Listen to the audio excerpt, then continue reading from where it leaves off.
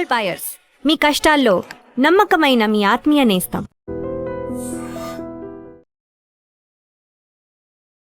నమస్తే, నేను Kavitha. Welcome to iDream News and నిజాలు. సోమవారం నుంచి అత్యంత కీలకమైనటువంటి పార్లమెంటు వర్షాకాల సమావేశాలు జరగబోతున్నాయి. అందులో 5 మోస్ట్ ఇంపార్టెంట్ అంశాల మీద చర్చ జరగబోతోంది. అది ఎడ్యుకేషన్ కి సంబంధించి యూజీసీ రద్దు, అలాగే ఫారిన్ ఇన్వెస్ట్మెంట్లతో పాటుగా డొనేషన్స్ కి సంబంధించి ఒక బిల్లు ఉండబోతోంది. వందే మాతరం గీతాన్ని అవమానపరిస్తే 3 ఏళ్ల పాటు జైలు శిక్ష విధించేలా ఒక చట్టాన్ని కూడా తీసుకురాబోతున్నారు. దీంతో పాటుగా గతంలోనే వీగిపోయినటువంటి ఉమెన్ రిజర్వేషన్ బిల్, అలాగే నియోజకవర్గాల పునర్విభజనకి సంబంధించి మొత్తంగా ఈ 5 అంశాల మీద చర్చ ఉండబోతోంది. వీటిని చట్ట రూపంలో తీసుకొస్తారు అనేది ఒక మాట ఉంటే, ప్రతిపక్షాలు మాత్రం ఇప్పుడు ధర్మేంద్ర ప్రధాన్ రాజీనామాతో పాటుగా హర్ము జలసంధి క్లోజ్ అవడం వల్ల భారత నావికులు చనిపోతున్నారు, దాని మీద కూడా, అలాగే దేశంలో ఉన్నటువంటి ఇతర అంశాల మీద పట్టుబట్టే అవకాశాలు కనిపిస్తున్నాయి.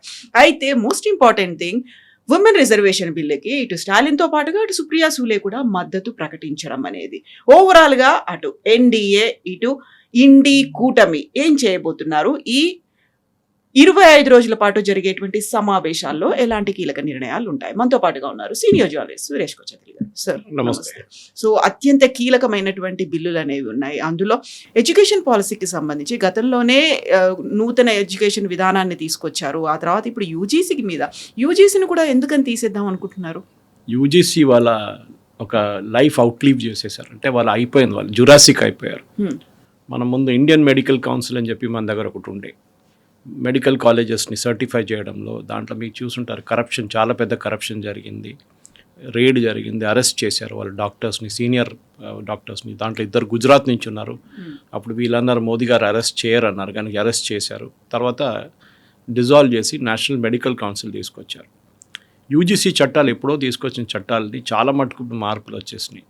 మీరు చెప్పినట్లనే ఫారిన్ యూనివర్సిటీస్ రావడం కానీ, షార్ట్ టర్మ్ కోర్సెస్ తీసుకురావడం కానీ, ఎంఫిల్ లాంటి కోర్సెస్ని స్క్రాప్ చేయడం కానీ, ఇదన్నీ జరుగుతుంది. ఇప్పుడు కూడా నేను చెప్తున్నాను కవిత గారు, ఈ గ్రాడ్యుయేషన్ కోర్సెస్ని స్క్రాప్ చేసేసేయాలి, ప్లెయిన్ గ్రాడ్యుయేషన్ కోర్సెస్. ఎందుకంటే మీరు ఈవెన్ బీఎస్సీ తీసుకోండి, బీఎస్సీ కానీ, బీకామ్ కానీ, బీఏ కానీ, ఇది ఎందుకు పనికొస్తుందో అర్థం కావట్లేదు నాకు. ఎందుకంటే మీరు రీసెర్చ్ చేయడానికి వెళ్తేనే మీకు ఇది పనికొస్తుంది, లేకుంటే ఇది ఫర్ నార్మల్ పని, ఒక ఉద్యోగం చూడడానికి మనిషి, ఒక అబ్బాయికి అమ్మాయికి ఇది పనికిరాదు. ఎనీవే, లార్జర్ పిక్చర్ ఏంటంటే యూజీసీలో ఇప్పుడు తీసుకురాబోయే చట్టాల్లో 2-3 డిపార్ట్మెంట్ని స్క్రాప్ చేశారు. ఇంకోటి ఒక జురాసిక్ మన దగ్గర ఉన్నది all India council of technical education, AICTE. వీళ్ళు టెక్నికల్ కోర్సెస్ని, అది కాకుండా ఎంబీఏ లాంటి కోర్సెస్ని కూడా కొంత మటుకు వీళ్ళు దే కైండ్ ఆఫ్ రికగ్నిషన్ ఇవ్వడము, స్క్రాప్ చేయడం, ఇదంతా చేస్తున్నారు. వాళ్ళని కూడా తీసేస్తున్నారు. అది కాకుండా ఇంకో 2-3 చిన్న ఆర్గనైజేషన్స్ని, వాళ్ళని కూడా టీచర్స్ టెస్టింగ్ ఏజెన్సీ, దాన్ని కూడా తీసేసి కంప్లీట్గా ఒక కొత్త అంబ్రెల్లా తీసుకొస్తున్నారు. ఇది కావాల్సింది. మనం ఇప్పుడు ఉన్న ఏజ్లో ఈ పాత చట్టాలు పనికిరావు, మార్చాల్సిందే. దీన్ని బిల్లు ముందు ప్రజెంట్ చేశారు పార్లమెంట్లో. దాన్ని ఒక జాయింట్ సెలెక్ట్ కమిటీకి పంపించారు. జాయింట్ సెలెక్ట్ కమిటీ కొన్ని రికమెండేషన్స్ ఇచ్చారు, బేసిక్లీ వాళ్ళు అప్రూవ్ చేశారు. కానీ సిపిఎం అండ్ కాంగ్రెస్ వాళ్ళకి యాజ్ యూజువల్ అబ్జెక్షన్ ఉంది. ఏంటంటే, ఒకటి, ఈ ఎడ్యుకేషన్ అనేది ఒక కన్కరెంట్ సబ్జెక్ట్ ఉంటుంది, అంటే స్టేట్కి సెంటర్కి ఇద్దరికి దాంట్లో ఒక 50-50 అని చెప్పవచ్చు, స్టేక్ ఉంటుంది. ఫర్ ఎగ్జాంపుల్, ఒక యూనివర్సిటీ సెటప్ చేస్తున్నారు మీ స్టేట్లో, దాంట్లో పర్మిషన్ సెంట్రల్ గవర్నమెంట్ దగ్గర నుంచి వస్తుంది. స్టేట్ గవర్నమెంట్ కూడా దాంట్లో చాలా మటుకు పవర్స్ ఉంటుంది. కేరళలో మనం చూసాం, వెస్ట్ బెంగాల్లో చూసాం, ఈ గవర్నర్ వైస్ ఛాన్సలర్స్ని అపాయింట్ చేస్తుంది, దాంట్లో పెద్ద కాంట్రవర్సీస్. ఆ పవర్ గవర్నర్ దగ్గర ఉంటుంది, రికమెండేషన్ స్టేట్ గవర్నమెంట్ దగ్గర నుంచి ఉంది. ఒక్కొక్కసారి సెనెట్ రికమెండ్ చేస్తారు, వైస్ ఛాన్సలర్ని తర్వాత 3 మెంబర్ ప్యానల్ని పంపించి 3 పేర్లు పంపిస్తే గవర్నర్ దాని నుంచి ఒక పేరు సెలెక్ట్ చేస్తారు. ఒకసారి దాని నుంచి కూడా సెలెక్ట్ చేయరు. ఆరిఫ్ మహమ్మద్ ఖాన్ గారు ఉన్నప్పుడు కేరళలో ఇది చాలా పెద్ద గొడవ జరిగింది, కోర్టుకి వెళ్ళింది, సుప్రీంకోర్టు దాకా వెళ్ళింది కేసు. దాని తర్వాత అర్చేకర్ వచ్చినప్పుడు, ఇప్పుడు రీసెంట్లీ గవర్నర్ ఉన్నారు ఆర్లేకర్ గారు వచ్చినప్పుడు కూడా ఇదే ప్రాబ్లం మొదలైంది. వైస్ ఛాన్సలర్ అక్కడ సంస్కృత్ యూనివర్సిటీ కానీ, ఆదిశంకరావు యూనివర్సిటీ కానీ, ఇట్లాంటి చాలా మటుకు యూనివర్సిటీస్లో ప్రాబ్లం వచ్చింది. ఇప్పుడు కూడా కేసులు నడుస్తున్నాయి దాని మీద. సో గవర్నమెంట్ ఇప్పుడు అంటున్నా అంటే, ఈ చట్టం మొత్తం మార్చేస్తే ఈ ప్రాబ్లం ఉండదు. కానీ ఇది ఎప్పుడు ఒక కంటెన్షియస్ ఇష్యూగానే మారిపోతుంది. ఎస్పెషలీ కమ్యూనిస్ట్ వాళ్ళకి ఎప్పుడు ఈ ఫారిన్ యూనివర్సిటీస్ నచ్చదు. వాళ్ళకి ఫారిన్ యూనివర్సిటీస్ అనగానే వాళ్ళకి అయ్యో అమ్మ అని కొట్టుకుంటారు వీళ్ళు. కానీ we wish not allow that. Foreign universities రావాల్సింది. ఇప్పుడు హైదరాబాద్లోనే మనం చూస్తున్నాం, తెలంగాణలో ఈ నిన్ననో మొన్న న్యూస్ ఐటమ్ వచ్చింది, 15 ఫారిన్ యూనివర్సిటీస్ ఎస్టాబ్లిష్ చేయబోతున్నారు. అందులో చాలా మటుకు యూరోప్ నుంచి, యూకే నుంచి చాలా యూనివర్సిటీస్ వస్తున్నారు. ఫారిన్ యూనివర్సిటీస్ బయట నుంచి వస్తే మన అరబ్ కంట్రీస్ చూసి నేర్చుకోవాలి కవిత గారు. నేను దుబాయ్కి వెళ్ళినప్పుడు అక్కడ షార్జాలో చూశాను. షార్జాలో చాలా మట్టుకు ఫారిన్ యూనివర్సిటీస్ వచ్చి వాళ్ళ బేస్ పెట్టుకుంటున్నారు అక్కడ. ఇంకా షార్జా ఆయన కొంచెం ఎడ్యుకేషన్ కొంచెం పట్టుంది. ఆయన దుబాయ్ లైక్ కమర్షియల్ ఉన్నప్పుడు షార్జా ఎడ్యుకేషన్ హబ్గా మారిపోయింది ఎమిరేట్స్లో. ఖత్తర్ తీసుకోండి, ఖత్తర్ ఏం చేశారు, ఖత్తర్ ఫౌండేషన్ సెటప్ చేసి చాలా డబ్బులు పెట్టారు, బిలియన్స్. వాళ్ళు యూనివర్సిటీస్, యూఎస్ యూనివర్సిటీస్లో పెట్టుబడి పెట్టారు, ఈవెన్ బ్రిటిష్ యూనివర్సిటీస్ స్టేక్ తీసుకున్నారు, ఫండింగ్ పెట్టారు, చైర్స్ అలొకేట్ చేశారు. దాని బదులు వాళ్ళు ఏమన్నారంటే మీరు మీ యూనివర్సిటీ యొక్క బ్రాంచ్ మా దగ్గర పెట్టుకోవాలి.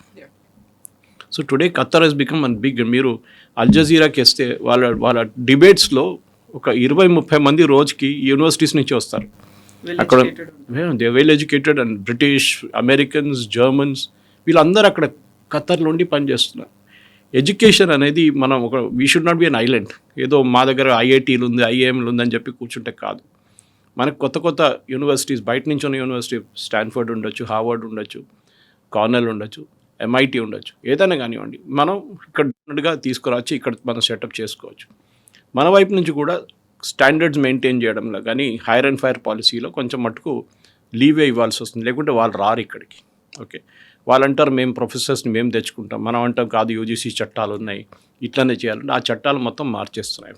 So that is one of the major changes ఇప్పుడు రాబోతుంది. అండ్ దీని ప్రకారం ఒక జరగబోతుంది వికసిత్ భారత్ శిక్ష అధిష్టాన్ బిల్. ఇప్పుడు నిన్ననే నేను Kerala higher education minister statement చూశాను. ఆయన కాంగ్రెస్ కానీ కమ్యూనిస్ట్ వాళ్ళ దగ్గర రిక్వెస్ట్ చేస్తున్నారు, మీరు ఈ బిల్ని ఆబ్జెక్ట్ చేయండి, బిల్ని పాస్ చేయకుండా చూసుకోండి అని చెప్పి. సో ఆబ్వియస్లీ వెస్టెడ్ ఇంట్రెస్ట్ ఉంది. ఏమవుతుందంటే కేరళ నుంచి, I'm taking Kerala as an example because మన ఆంధ్ర తెలంగాణలో కూడా అదే సంగతి. కానీ ఆంధ్ర తెలంగాణలో ఆఫ్టర్ గ్రాడ్యుయేషన్ అంటే యూజువల్లీ ఇంజనీరింగ్ తర్వాత వీళ్ళు బయటికి వెళ్తారు. మెడిసిన్ చేసేటోళ్ళు అంతమంది బయటకు వెళ్ళరు, కానీ ఇంజనీరింగ్ చేసిన 100% యూఎస్కి వెళ్ళడానికి ట్రై చేస్తారు.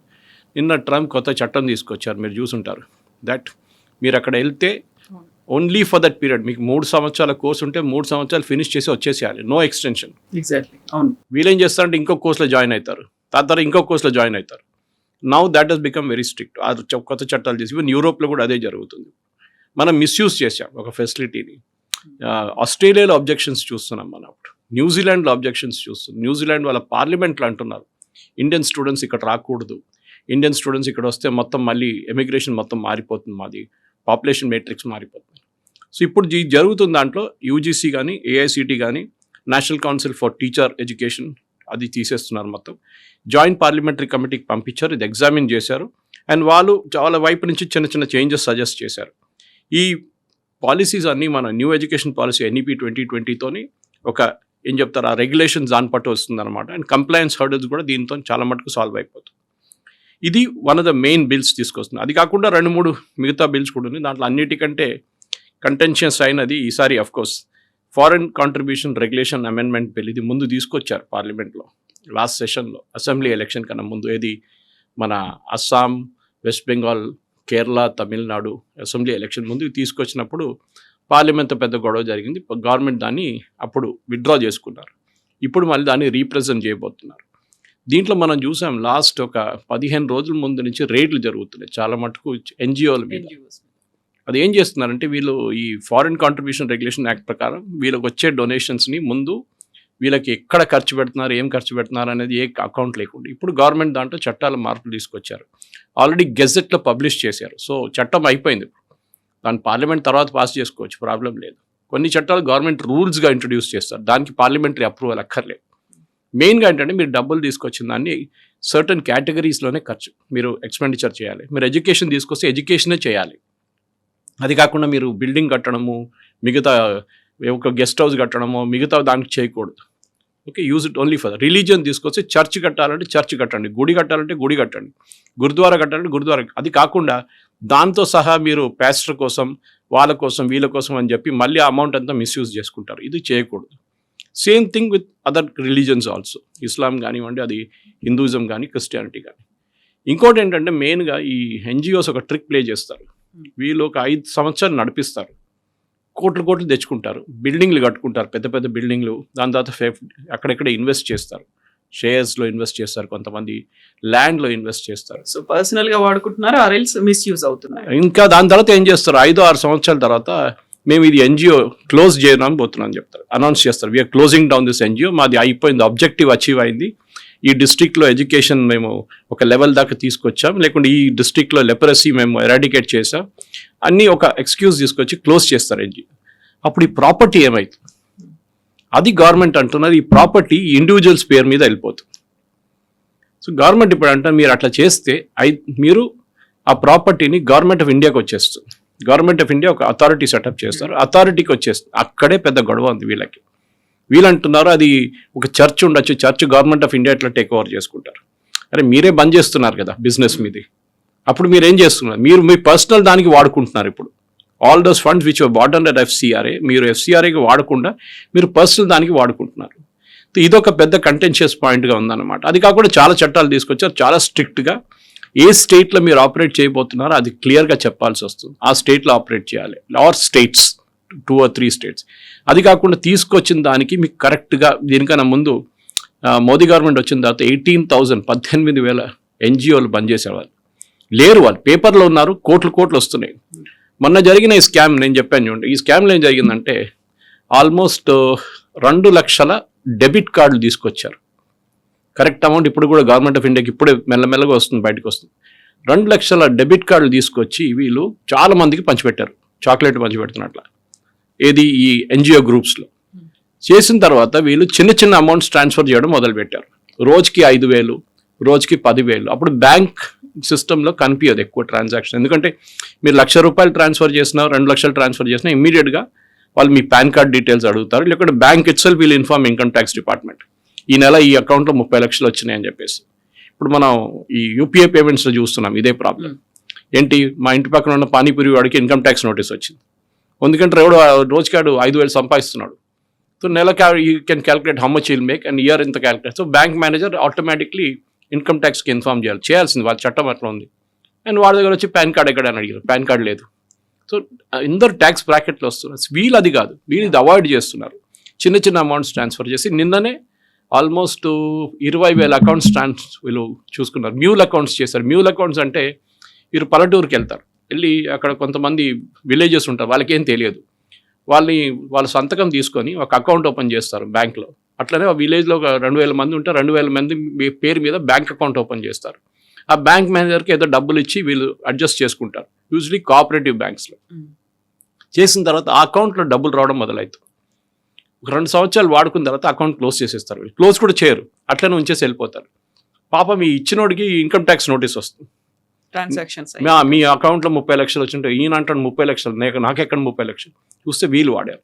సో ఎస్టర్డే మొన్న కూడా చాలా మటుకు ఇన్కమ్ ట్యాక్స్ డిపార్ట్మెంట్ వాళ్ళ ఈడీ వాళ్ళ రేట్స్ జరిగింది, ఈ డీటెయిల్స్ అన్ని బయటకు వస్తుంది. సో ఎఫ్సిఆర్ఏ చట్టం కింద ఇదంతా క్లీనప్ అయిపోతుంది. దానికే పెద్ద అబ్జెక్షన్ నడుస్తుంది, ఎస్పెషల్లీ కేరళ లాంటి స్టేట్ నుంచి. ఓకే, బీజేపీ ఇప్పుడున్న ఎన్డీఏ గవర్నమెంట్లో కురియన్ అని చెప్పి ఒక మినిస్టర్ ఉంటే కేరళ నుంచి, ఆయన చాలా సంవత్సరాల నుంచి బీజేపీలో ఉన్నారు, ఇన్ఫ్యాక్ట్ ఆర్ఎస్ఎస్ అనుభవి కూడా. కానీ ఆయన్ని మొన్న క్యాబినెట్ ఎక్స్పాన్షన్ చెప్పారు కానీ జరగలేదు, క్యాబినెట్ నుంచి తొలగించారు. ఎందుకంటే రాజ్యసభ సీట్ ఆయనకి ఇవ్వలేదు, మళ్ళీ రెన్యువల్ ఇవ్వలేదు రాజ్యసభకి. So he had to resign.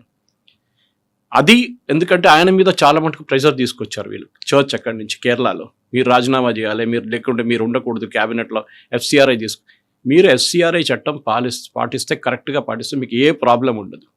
Problem is మీరు దేనికి తీసుకొస్తున్నారో డబ్బులు అది కరెక్ట్గా వాడుకోవట్లేదు. మీరు $1,00,000 తీసుకొస్తే దాంట్లో 50,000 ఖర్చు పెట్టి 50,000కి అకౌంట్స్ ఉండకుండా చేసేస్తున్నారు, మిగతా దానికి వాడుకుంటే. స్పెషల్లీ గవర్నమెంట్ కన్వర్జన్ గురించి మాట్లాడుతున్నారు. సో ఈ చట్టంలో అది ఎఫ్సిఆర్ఏలో చాలా క్లియర్గా చెప్పారు, you can do anything but you cannot convert.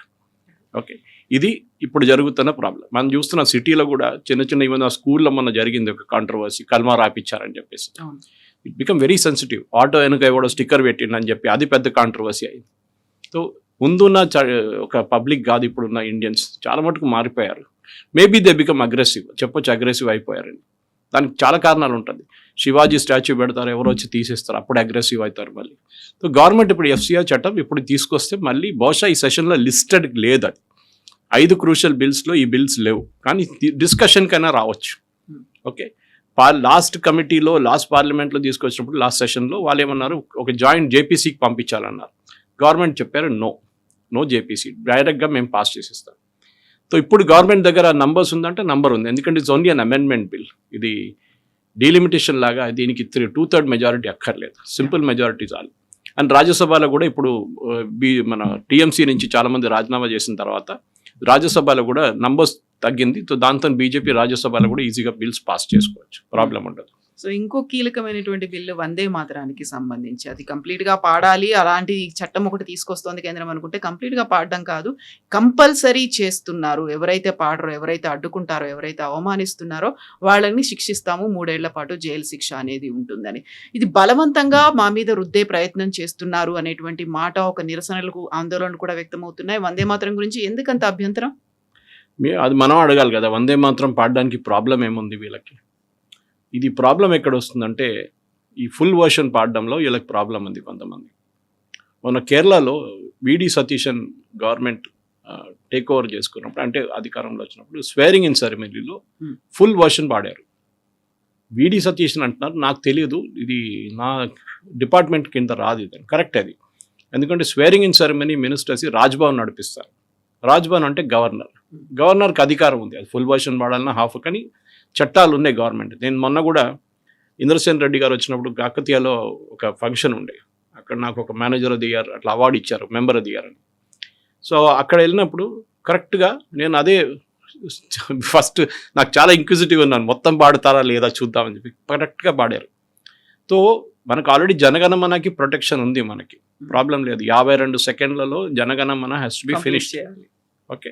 కానీ కొంతమంది ఒక 1 మినిట్ దాకా పాడతారు, ప్రాబ్లం లేదు దాంట్లో, కానీ ఫుల్ పాడుతారు వాళ్ళు జనగణమన.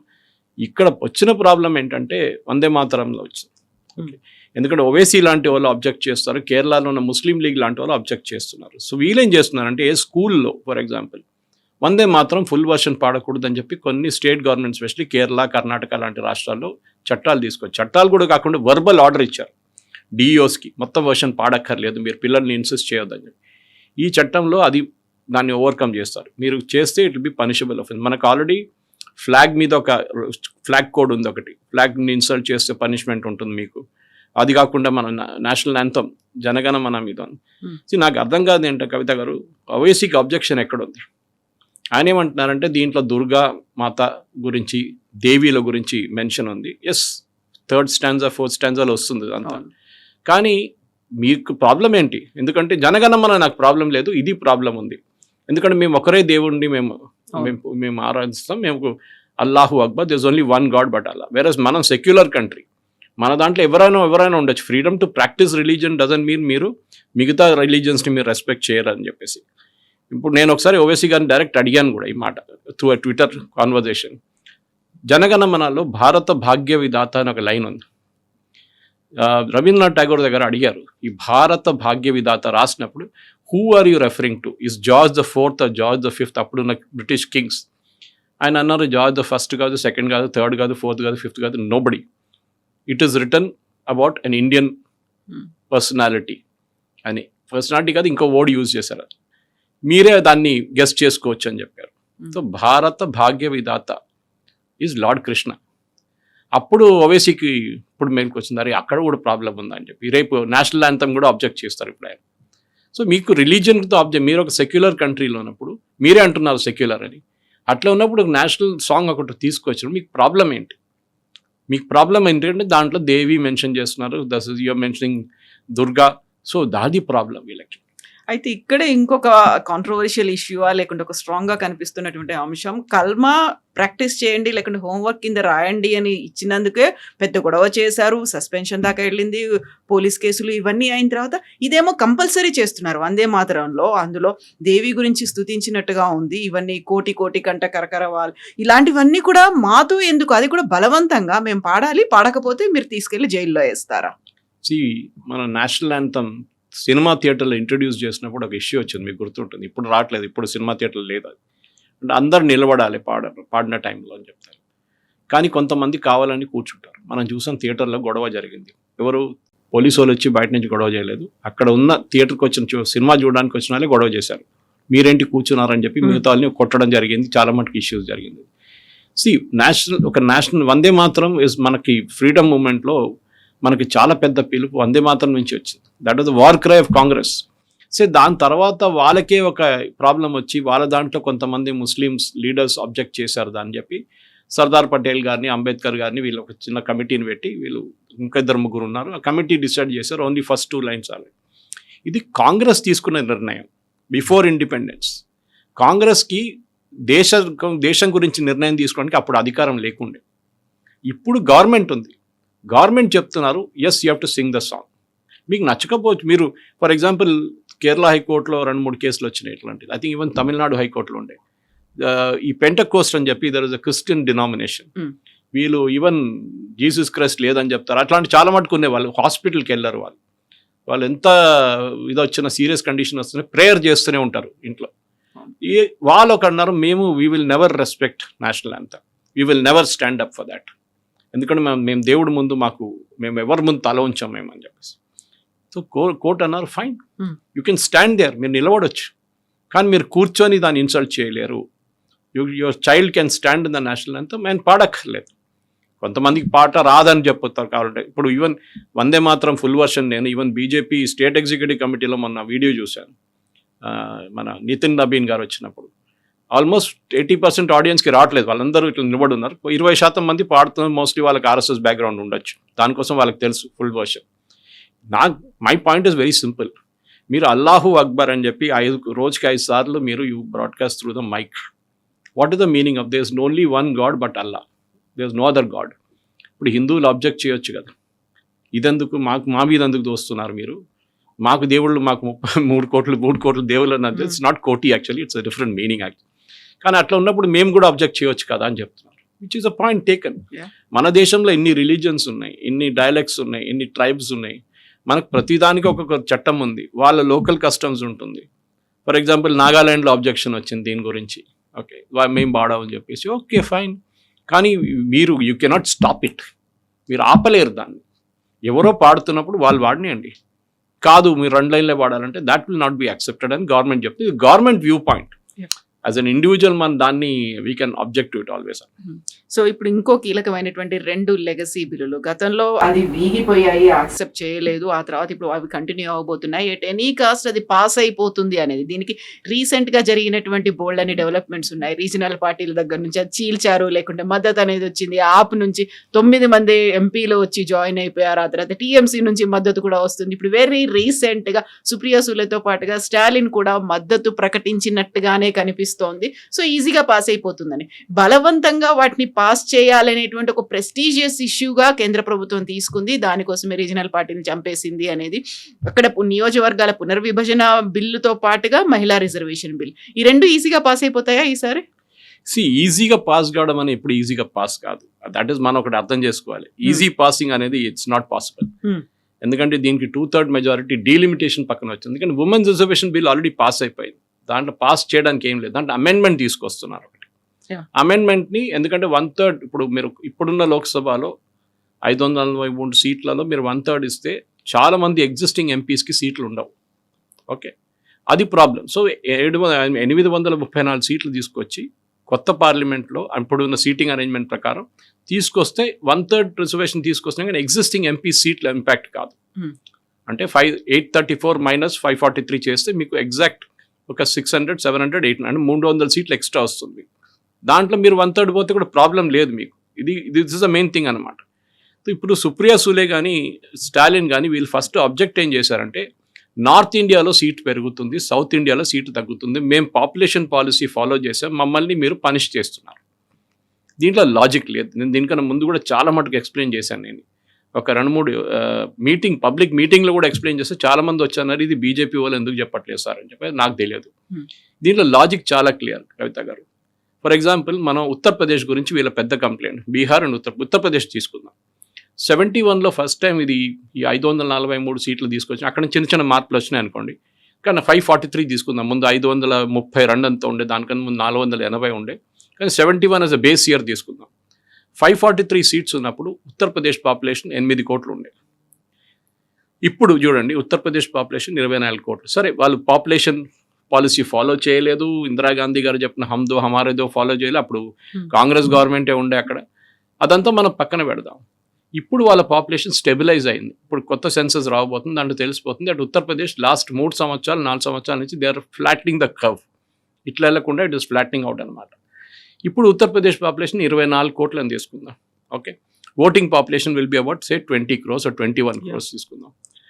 ఇప్పుడు తమిళనాడు పాపులేషన్ తీసుకొని ఆంధ్ర పాపులేషన్ కూడా తెలంగాణ పాపులేషన్ తెలంగాణ తీసుకుందాం. మనకి 4 కోట్లు తెలంగాణ పాపులేషన్. మనకి ఇప్పుడు రాబోతుంది 26 నుంచి 29 సీట్లు రాబోతుంది తెలంగాణకి. ఈ పరిస్థితుల్లో మనం హౌ కెన్ వి కంప్లైంట్? మనం 29 అని తీసుకుందాం. 6 times ఉత్తరప్రదేశ్ పాపులేషన్ ఉంది. ఓకే, అంటే ఇక్కడ మీకు 30 సీట్లని పెట్టుకుందాం మనం యావరేజ్గా. 30 into 6 అంటే 180 ఉత్తరప్రదేశ్కి రావాలి, 180 రావాలి.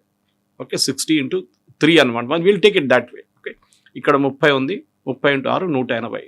కానీ ఉత్తరప్రదేశ్కి ఏంటంటే ఇప్పుడున్న 80 సీట్లో 40 సీట్లు ఇస్తున్నారు ఎక్కువ, 120 వచ్చి ఆగిపోతుంది, 160కి వెళ్ళట్లేదు. సో ప్రతి స్టేట్కి సుప్రియా సూలే డిమాండ్ చేసింది అదే, ప్రతి స్టేట్కి 50% పెంచాలి మీరు సీట్లు, విచ్ ఈస్ అండర్స్టాండబుల్. ప్రతి స్టేట్లో జరుగుతుంది అది. ఇన్ఫ్యాక్ట్ మన రేవంత్ రెడ్డి గారు స్పీచ్ ఇస్తే ఇదే మాట అన్నారు, మనకి మంచిదే కదా సీట్లు పెరుగుతుంది కదా, మనం పని చేద్దాం. నెక్స్ట్ ఎలక్షన్ అసెంబ్లీ ఎలక్షన్ మనం కేసీఆర్ గారు చేసినట్లు 6 నెలల ముందు చేయకుండా లోక్సభతోనే మనం చేద్దాం. ఈసారి అసెంబ్లీ ఎలక్షన్ కూడా లోక్సభతోనే చేద్దాం. దానికి ఒక చిన్న లీగల్ ఇష్యూ ఉంటుంది. లాస్ట్ 6 months, నెక్స్ట్ 6 months, దాని తర్వాత అసెంబ్లీ ఎక్స్పైర్ అయిన తర్వాత ఎవరు రూల్ చేస్తారు? ప్రెసిడెంట్స్ రూల్ పెట్టేస్తారు యూజువలీ. దాన్ని అదే జరగబోతుంది. 1 nation 1 election కూడా దాని నడిమిట్లో ఎక్కడో తిరుగుతుంది. అది కూడా ఆ చట్టం అది కూడా ఎప్పుడైనా రావచ్చు. ఇప్పుడున్న దాని ప్రకారం మీరు చూస్తే ఒక మోడల్ తీసుకొచ్చారు వీరు కవిత గారు. And this model was adapted. ఒక షామికా రవి అని చెప్పి ప్రైమ్ మినిస్టర్స్ ఆఫీస్లో ఉన్నారు వీళ్ళు చేసిన ఒక చట్టం ప్రకారం వీళ్ళు ఒక స్టడీ చేశారు. ఆ స్టడీలో ఏం చేశారంటే ద నంబర్ ఆఫ్ సీట్స్ పెంచారు వీళ్ళు. నంబర్ ఆఫ్ సీట్స్లో వీళ్ళు ఏమన్నారు, the number of seats should be increase by 50%. చాలా పెద్ద డీటెయిల్డ్గా చేశారు. We should really appreciate. నేను అది చేసినప్పుడు కూడా నేను అదే చెప్పాను, ఇది వీళ్ళు చేసిన దానికి. ఫర్ ఎగ్జాంపుల్ తమిళనాడు సీట్స్ 39 నుంచి 59కి వెళ్తుంది. Will anybody have an objection now? ఎవరికి అబ్జెక్షన్ ఉండకూడదు కదా. అట్లనే చాలా మటుకు సీట్లు పెరుగుతున్నాయి అనమాట. సో 824 సీట్స్కి తీసుకొచ్చినప్పుడు న్యాచురల్లీ ఈ నంబర్ ఆఫ్ సీట్స్కి ప్రాబ్లం ఉండదు. మీరు ప్రతి స్టేట్లో ఉత్తరప్రదేశ్ కూడా 120కి వస్తుందంటే నో ఇష్యూస్. కానీ దీన్ని ఇష్యూ చేయడానికి ట్రై చేస్తేనే ప్రాబ్లం వస్తుంది అనమాట. So let us see. నాకు అబ్జెక్షన్ ఎక్కడ వస్తుందంటే ఇక్కడ సదర్న్ స్టేట్స్లో ఎస్ మనం పాపులేషన్ తగ్గించుకున్నాం. Kerala was the first 1990s నుంచి 1980s నుంచి వాళ్ళ పాపులేషన్ ఫర్టిలిటీ లెవెల్ కన్నా కిందకు వచ్చేసింది. తమిళనాడు తర్వాత వచ్చారు, దాని తర్వాత తెలంగాణ అండ్ కర్ణాటక. ఆంధ్ర ఇంకా రాలేదు, అక్కడికి వస్తున్నారు. చంద్రబాబు నాయుడు గారు ఇంకా పాపులేషన్ పెంచమంటున్నారు ఇప్పుడు దానికోసం. సో సీట్లు పెంచడానికి, సీట్లు అట్లా పెరగదు. మీకు ఒక సైంటిఫిక్ స్టడీ ఉంటుంది. ఫర్ ఎగ్జాంపుల్ ఉమెన్స్ సీట్లు కవిత గారు మీరు ఏం చేస్తారు? ఉమెన్స్ సీట్లు ఎట్లా పెంచుతారు మీరు? నేను కిషన్ రెడ్డి సీట్ తీసుకుందాం, లేకుంటే ఓవైసీ గారు సీట్ తీసుకుందాం. బెస్ట్ హైదరాబాద్ ఓవైసీ గారు సీట్ తీసుకున్నప్పుడు ఏమవుతుంది, ఆయనకి ఉన్న సీటు సడన్గా రేపు ఉమెన్స్ ఒక ladies and reservation, women's reservation కింద ఆ సీట్ ఒక లేడీ క్యాండిడేట్కి వెళ్ళిపోతుంది, వాళ్ళ కోసం రిజర్వ్. ఓవైసీ గారు ఏం చేస్తారు ఇప్పుడు? ఆయన ఇంత ఎఫర్ట్ పెట్టి ఆ కాన్స్టిట్యున్సీని డెవలప్ చేసి, అంటే పొలిటికలీ డెవలప్ చేసి తీసుకొచ్చిన తర్వాత సడన్లీ అది రిజర్వేషన్లో వెళ్ళిపోతుంది. ఆయన ఇంట్రెస్ట్ తీసుకోరు. He will never take interest అన్నమాట. ఇది పెద్ద ప్రాబ్లం వీళ్ళది. సో మన వైపు నుంచి మనం తీసుకురావాల్సిన మార్పులు చాలా ఉన్నాయి. దీంట్లో చాలా మటుకు 50% పెంచుతున్నారు, 50% పెంచుతున్నారు అని అంటున్నారు చూడండి. We should always take it in that spirit. ఎందుకు పెంచట్లేదు, ఎందుకు పెంచుతున్నారు? I will give you an example. చాలా మటుకు దీంట్లో డీలిమిటేషన్లో నంబర్ ఆఫ్ సీట్స్ గురించి మాట్లాడుతున్నాం మనం. 117 సీట్లు will be divided into 2 and 3. Malkajgiri తీసుకుందాం కవిత గారు. మల్కాజిగిరిలో 38 లక్షల మంది ఓటర్లు ఉన్నారు. అతి పెద్ద నియోజకవర్గం అది బహుశా ఇప్పుడు 40 కూడా ఉండొచ్చు నెక్స్ట్ రివిజన్లో. 40 లక్షల కాన్స్టిట్యున్సీని నేను ఈట్ల రాజేంద్ర గారికి చాలాసార్లు చెప్పాను కూడా, సార్ మీరు ఇక్కడి నుంచి అక్కడి నుంచి ఇక్కడ కూడా తిరగలేరు మల్కాజిగిరిలో. ఎందుకంటే మల్కాజిగిరి ఒకవైపు బోడుపల్లి నుంచి కుక్కట్పల్లి దాకా ఉంది. You can never cover that constituency. దాన్ని ఇప్పుడు మీరు 3గా డివైడ్ చేస్తే అడ్వాంటేజ్ ఏంటి? న్యాచురల్లీ 15 లక్షలు 10 లక్షలు కూడా రావచ్చు పాపులేషన్. మేబీ దాన్ని 3 డివైడ్ చేయరు, 2గా డివైడ్ చేస్తారు. మెడ్చల్ ఒకటి, మల్కాజిగిరి ఒకటి చేయవచ్చు, బహుశా పేరు ఏదైనా ఉండొచ్చు. అట్లనే చాలా సీట్స్ ఉన్నాయి. సో ఈ పెద్ద సీట్స్ని 2 and 3గా డివైడ్ చేస్తున్నారు అన్నమాట. ఆ డీటెయిల్ షామికా రబీ వాళ్ళ రిపోర్ట్లో ఉంది, చాలా క్లియర్గా ఇచ్చారు. How they going to divide, సైంటిఫిక్గా చేస్తున్నారు వాళ్ళు, ఏదో అక్కడిక్కడ డివైడ్ చేయడం కాదు. మన దగ్గర కూడా చాలా కాంట్రవర్సీస్ జరిగింది దీంట్లో. మనకు గుర్తుంది, రాజశేఖర రెడ్డి గారు ఉన్నప్పుడు ఒక డీలిమిటేషన్ చేశారు, లిమిటెడ్ డీలిమిటేషన్ స్టేట్లో. అక్కడిక్కడ కొన్ని సీట్ల కాన్ఫిగరేషన్ మార్చారు. బద్దం బాలరెడ్డి గారు ఎప్పుడు కార్వాన్ నుంచి గెలుస్తుండే, ఐ థింక్ 2-3 సార్లు గెలిచారు కార్వాన్ నుంచి. ఆయన స్ట్రాంగ్ ఏరియా ఉండేది. కానీ రాజశేఖర రెడ్డి గారు తెలిసిపోయింది, ఇక్కడ నుంచి గెలవాలంటే ఒకటే ఛాన్స్, ముస్లిం పాపులేషన్ కొంచెం ఇక్కడ ఇటువైపు తీసుకొచ్చి కొన్ని ఏరియాస్, ఇక్కడ నుంచి కొంచెం హిందూ ఏరియాస్ తీసేస్తే బద్దం బాలరెడ్డి గారు గెలవరు. దాని తర్వాత ఇవాళ దాకా బీజేపీ ఆ సీట్ గెలవలేదు. ముందు ఓవైసీ వాళ్ళ పార్టీకి ఎంఐఎంకి ఓల్డ్ సిటీ నుంచి ఎప్పుడు 4 సీట్లే గెలుస్తుండే వాళ్ళు, ఇప్పుడు 7 అయిపోయింది. ఎందుకంటే ఈ డీలిమిటేషన్లో జరిగిన ఇదే బీజేపీ మీద వీళ్ళు చేస్తున్న ఆరోపణ. పెంచుకుంటారా? నేను 2 ఆప్షన్స్ ఉన్నాయి కవిత గారు. ఒకటి, మీరు ఇది ఉమెన్స్ రిజర్వేషన్ బిల్స్తో జరుగుతున్న మోదీ గవర్నమెంట్ చేస్తున్న డీలిమిటేషన్ తీసుకోండి, ఒక ఫార్ములా మీద. షామికా రవి ఉండొచ్చు, లేకుంటే ముదిత్ కపూర్ వాళ్ళ టీం ఉండొచ్చు, లేకుంటే ఇంకేదైనా టీం ఉండొచ్చు.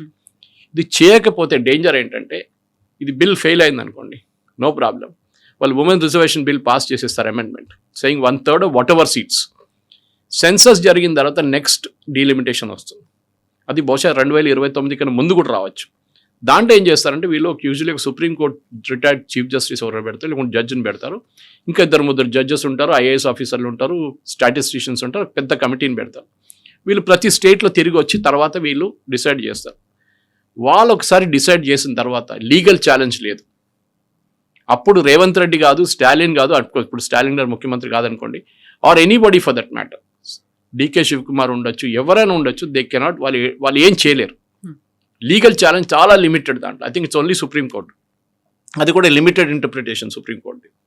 మీరు ఇది తీసుకోండి, మోదీ గారు ఇస్తున్న ఆఫర్. అమిత్ షా గారు ఆ రోజు బిల్ ఫెయిల్ అయ్యే ముందు చెప్పారు, నాకు గంట సేపు టైం ఇవ్వండి, I will come back to you with revise thing. వీరు వినలేదు.